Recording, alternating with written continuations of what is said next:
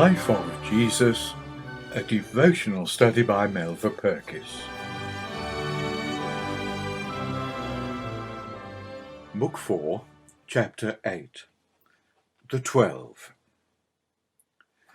The deliberate and concerted opposition of the religious leaders in Galilee and the council they convened to discuss the best method to destroy him led Jesus to a decision which was a landmark in the gospel history. There were undoubtedly other good reasons why Jesus selected 12 men from among his many disciples to become apostles. The very term suggests one of them. An apostle is one sent.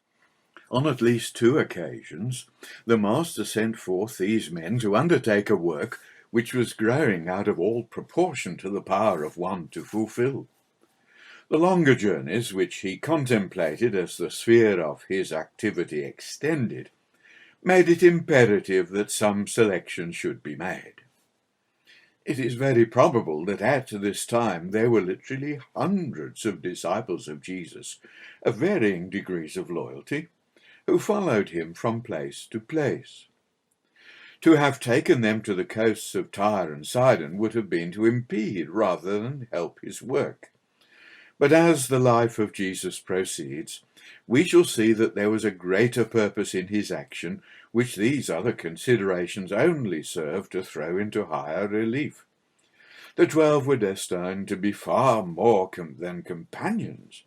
They were to be his witnesses, taking over the responsibility of propagating the gospel in the utter conviction of the identity and divine mission of the Messiah.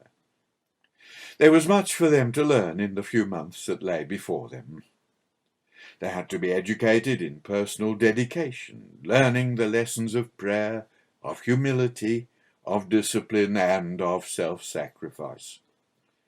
From now their Master was to divide his time between the multitudes and the 12, spending more and more time with them as the first great wave of popularity spent itself, and the forces of opposition gathered to accomplish his destruction. So it was that when Christ's earthly mission had been completed, the work went on, still with the authority and power of God, in the lives of these men who had discovered and tapped the sources of their Master's strength, and who had learned, at times with almost painful slowness, the great purpose of his Father. In the dangers and difficulties of their work, they overcame because they had been with their Lord in all the crises of his eventful life. They had seen him in those exposed hours of loneliness and strife, of weariness and disappointment, when the true nature of man is revealed. In the intimacy of daily fellowship, he was to teach them by precept and example. They were to learn that following him was a mental and spiritual process as well as a physical one. That is probably an easier lesson for us to learn than it was for them. Later disciples, without the privilege of walking with him through the crowded streets and over the verdant hills of Galilee, find much of their inspiration in a prayerful contemplation of his words, the demands they make, and the light they throw upon the holy and devoted mind that uttered them. But for the 12, the example would be even more powerful than the precept. They would never lose the tender picture of their Master kneeling before them with basin and towel. They would always feel the gentle touch of his hand upon their feet. Here lay their incentive for loving one another. They would watch him return from a sleepless night in the hills, peace, radiance, and renewed strength exuding from his whole being. Thus they would be instructed in prayer. From his life they would learn the lesson of sacrifice that we learn chiefly from his death. Examples of his love, his devotion, and his discipline would remain fresh long after many of his words were only half remembered. Before Jesus made his deliberate choice of 12 men, he spent the night with his Father. All the great events in his life find him or leave him in prayer. It is the natural expression of the dedication of one whose meat and drink was to do the will of him who sent him, whose words and actions belonged to his Father, who of himself could do nothing. There is here a personal lesson for every disciple, a lesson too clearly portrayed for any to miss, too vital to the sincere heart to need any further stress. The number of the disciples is of great significance. It linked the work of Messiah with the divine kingdom of Israel, when the 12 tribes had prospered under the powerful hand of David, and it pointed forward to the restoration of that kingdom under David's greater son, when the 12 tribes would be ruled by the 12 men Jesus had appointed under the hand of God. It was thus a number which had design as well as convenience behind it. It was based upon the framework of the whole purpose of God. Of the 12 whom Jesus chose, assuming the identity of Nathanael and Bartholomew, 7 are already known to us. Of the other 5, only 2 emerge again in the Gospels. Thomas, whose skepticism had earned for him a notoriety that has overshadowed his equally evident qualities of courage and loyalty, and Judas, whose treachery, even at this early stage, is branded with the words, "which also betrayed him." We know very little of the remaining 3, beyond the certainty that they were made of the right material for the moulding purpose of their master.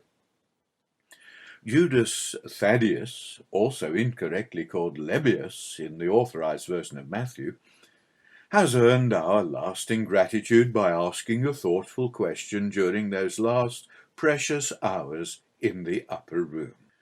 It evoked to most of us what must be at once the most disturbing and the most comforting truth that Jesus spoke. Simon Zelotes, as his name implies, was a former member of a secret fanatical Jewish nationalist organization sworn to exterminate Roman rule in Palestine. His choice is a further example of the complete indifference to public opinion. The enemies of Jesus would not fail to pounce upon this as evidence of his political aspirations. They would use it to make others see a sinister design in the man who was drawing the whole country under his banner. But looking at this choice from the true point of view, we see the vigorous loyalty of a courageous man turned from devotion to a false cause into devotion to a noble one. The reflection brings an inevitable comparison with the call of the Apostle Paul. James, the son or brother of Alphaeus, remains obscure in spite of many attempts to identify him. It is possible that he was James the Less, so called to distinguish him from the son of Zebedee. If this is true, he would be the cousin of Jesus. Such were the men Jesus chose to be with him. Unlettered, uncultured, unknown. Men of widely different interests, fishermen, tax-gatherer, dangerous revolutionary. It is illuminating to see Simon, the fanatical hater of Rome, and Matthew, the Roman hireling, finding fellowship in common devotion to Jesus. Doubtless there would be occasions in the absence of their master during their early association when natural animosities would be aroused in their worldly discussions, but that would be inevitable in the formative process to which they were being subjected. Gradually their former loyalties and ambitions would die away before their common hope, and side by side they went forward to bring to men the good news of a kingdom which would usher in blessings infinitely greater than could ever be achieved by the might of Rome, and would surpass in glory and extent the palmiest days of Israel's history. It is difficult to see how Jesus could have chosen from any other than the poor and insignificant class in Galilee. Those whom he called were representative of those to whom he had come. It was the poor who heard him gladly and followed him whithersoever he went. The priestly and aristocratic classes had rejected him and proclaimed their unbelief. Their wisdom reared up as a barrier between them and discipleship. It was altogether fitting that the great physician should choose as his students men who had recognized their need of him and had complete confidence in his healing touch. Men who had in effect echoed the words of their spokesman, "Depart from me, for I am a sinful man, O Lord." They were simple truly, but it was the humble simplicity which is the beginning of true wisdom. And Jesus rejoiced in them because they were able to receive the message of heaven which was hidden from the wise and prudent. The simple, rugged faith of these men made the cultured approaches of some of the leaders seem like unworthy patronage. Their minds may have been uninformed in many things, but their hearts were warm, and so their love deepened their knowledge, and wisdom grew apace.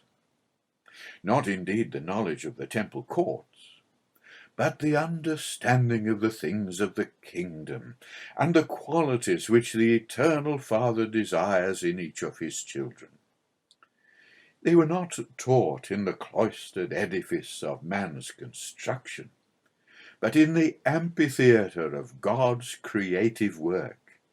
They did not draw their lessons from the laboriously prepared casuistry of men, but from the one who, coming to reveal the mind of the Almighty, extracted from his handiwork truths of eternal significance.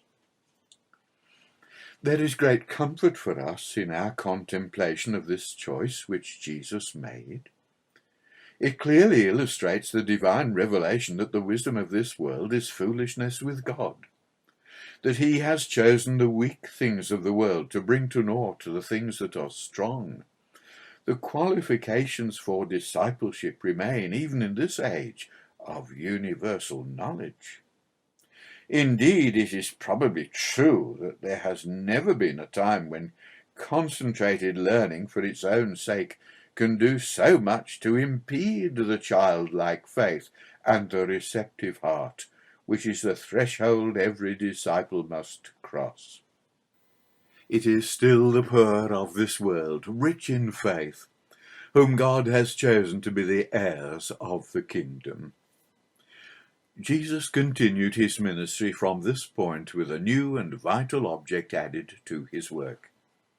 He had the constant companionship of those 12, who, through much weakness and many falterings, were to abide with him on the arduous path to Jerusalem and beyond. Each experience provided another lesson in their education and prepared them for their momentous calling, so that when the time came, they were ready to go forth with the authority of their Lord, suffering the inevitable impact of unbelief and persecution, but willing to follow him even unto death.